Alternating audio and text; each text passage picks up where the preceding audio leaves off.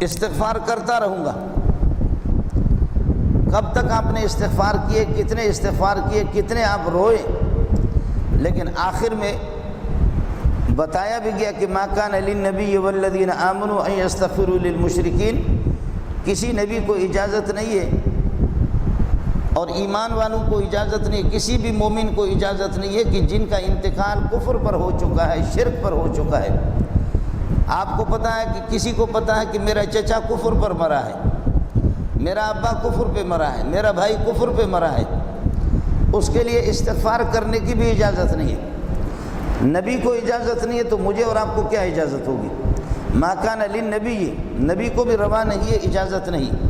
والذین آمنوا، ایمان والوں کو، ان یستغفروا للمشرکین، مشرکین کے لیے استغفار کرے۔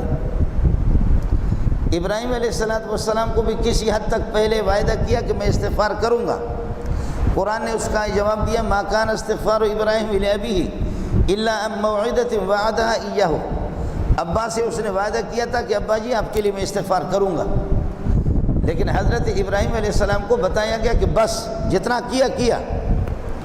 فلما تبین له انہ عدو للہ،